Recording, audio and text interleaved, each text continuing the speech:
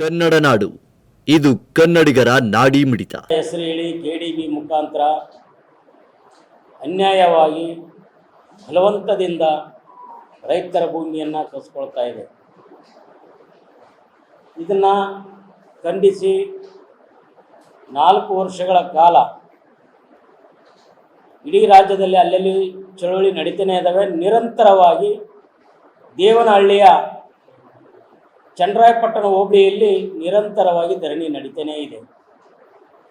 ಆ ಧರಣಿಯ ಸ್ಥಳಕ್ಕೆ ಇಂದಿನ ಮುಖ್ಯಮಂತ್ರಿಗಳು ಅಂದಿನ ವಿರೋಧ ಪಕ್ಷದ ನಾಯಕರಾಗಿದ್ದಾಗ ಧರಣಿ ಸ್ಥಳಕ್ಕೆ ಹೋಗಿ ಆ ರೈತರ ಸಮಸ್ಯೆಗೆ ಕಿವಿಗೊಟ್ಟು ನಿಮ್ಮಿಂದೆ ನಾವಿದ್ದೀವಿ, ನಮ್ಮ ಸರ್ಕಾರ ಬಂದರೆ ಈ ಕಾನೂನನ್ನು ವಾಪಸ್ ತಗೊಂಡು ನಿಮ್ಮ ಪರವಾಗಿ ನಾನು ಇರ್ತೀನಂತ ಹೇಳಿರ್ತಕ್ಕಂಥ ಮುಖ್ಯಮಂತ್ರಿಗಳು ಇವತ್ತು ಮಾತು ಕೊಟ್ಟು ಮಾತು ತಪ್ಪಿದ್ದಾರೆ. ವಚನಭ್ರಷ್ಟ ಸರ್ಕಾರ. ಏನು ಉಸ್ತುವಾರಿ ಮಂತ್ರಿ ಇವತ್ತೇನಿದ್ದಾರೆ ಅವರು ಸಹ ಅಂದು ಧರಣಿ ಸ್ಥಳಕ್ಕೆ ಹೋಗಿ ನಿಮ್ಮಿಂದೆ ನಾವಿದ್ದೀವಿ, ನಮ್ಮ ಸರ್ಕಾರ ಬಂದರೆ ನಿಮ್ಮ ಪರವಾಗಿ ನಾವು ಕೆಲಸ ಮಾಡ್ತೀವಿ ಅಂತ ಹೇಳಿರ್ತಕ್ಕಂಥ ಕೆ.ಎಚ್. ಮುನಿಯಪ್ಪನವರು ಕೂಡ ಈ ಧರಣಿ ಸ್ಥಳಕ್ಕೆ ಈಗಲೂ ಕೂಡ ಹೋಗ್ತಾರೆ ಬರ್ತಾರೆ, ಕೆಲಸ ಮಾತ್ರ ಜೀರೋ.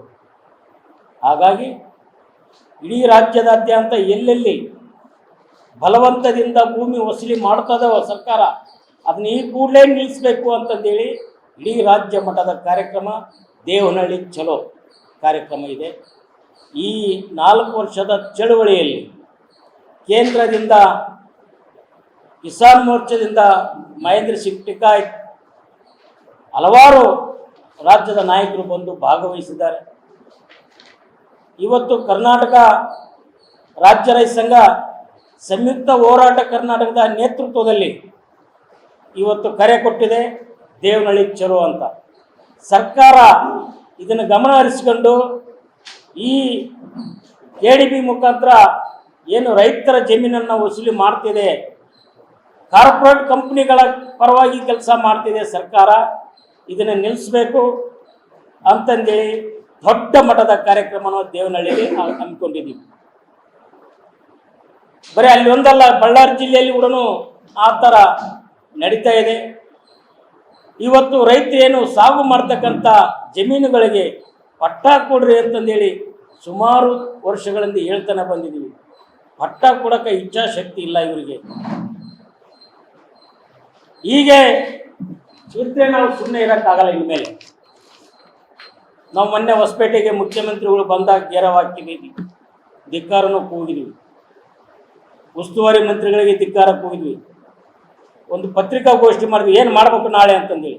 ಏನಿನ್ನು ಮುಖ್ಯಮಂತ್ರಿ ದಿಗ್ಬಂಧನ ಹಾಕಬೇಕು, ಇಲ್ಲ ಕಪ್ಪು ಬಾವುಟ ಪ್ರದರ್ಶನ ಮಾಡಬೇಕು ಅಂತಂದಾಗ ಅಲ್ಲಿಯ ಪೊಲೀಸ್ ಇಲಾಖೆ ನಮ್ಮನ್ನೆಲ್ಲ ಕುಂದಿರಿಸಿ ಕಂದಾಯ ಮಂತ್ರಿ ಮತ್ತು ಉಸ್ತುವಾರಿ ಮಂತ್ರಿಗಳ ಜೊತೆ ಚರ್ಚೆ ಮಾಡಿ ಜಿಲ್ಲಾಧಿಕಾರಿಗೆ ಒಂದು ಜವಾಬ್ದಾರಿಯನ್ನು ಕೊಟ್ಟಿದ್ದಾರೆ. ಜಿಲ್ಲಾಧಿಕಾರಿಗಳು ನಾವೆಲ್ಲ ಕುಂತು 2 ತಾಸು ಅವರಿಗೆ ಮಾಹಿತಿಯನ್ನು ಕೊಟ್ಟಿದ್ವಿ. ನಮಗೆ ಹಕ್ಕುಪತ್ರ ಕೊಡಬೇಕು, ಇಲ್ಲಾಂದರೆ ಮುಂದಿನ ದಿನಗಳಲ್ಲಿ ಬಳ್ಳಾರಿಗಾಗಲಿ ಹೊಸಪೇಟೆಗಾಗಲಿ ಸರ್ಕಾರದ ಯಾವುದೇ ಮಂತ್ರಿ ಮತ್ತು ಮುಖ್ಯಮಂತ್ರಿಗಳು ಬಂದರೆ ಉಗ್ರವಾದ ಹೋರಾಟವನ್ನು ಮಾಡಬೇಕಾಗುತ್ತೆ, ಎಚ್ಚರಿಕೆ. ಆ ಸಂದರ್ಭದಲ್ಲಿ ರೈತರಿಗೆ ಏನಾದರೂ ತೊಂದರೆ ಸಮಸ್ಯೆ ಆದರೆ ನೇರ ಸರ್ಕಾರ ಹೊಣೆ ಆಗಬೇಕಾಗುತ್ತೆ, ಹುಷಾರಂತೆ ಎಚ್ಚರಿಕೆಯನ್ನು ಕೊಟ್ಟಿದ್ದೀವಿ. ಈ ಎಲ್ಲ ರೈತ ವಿರೋಧಿ ನೀತಿಗಳನ್ನು ಸರ್ಕಾರ ಕೈ ಬಿಡಬೇಕು. ಇಲ್ಲದಿದ್ದರೆ ವಿಜಯನಗರ ಜಿಲ್ಲೆ ಮತ್ತು ಬಳ್ಳಾರಿ ಜಿಲ್ಲೆ ಜಂಟಿಯಾಗಿ ಹೊಸಪೇಟೆ ರಾಷ್ಟ್ರೀಯ ಹೆದ್ದಾರಿ ಡನಾಪುರದಲ್ಲಿ ಬಂದ್ ಮಾಡ್ತೀವಿ, ಸಂಚಾರ ಸಂಪೂರ್ಣ ಬಂದ್ ಮಾಡ್ತೀವಿ.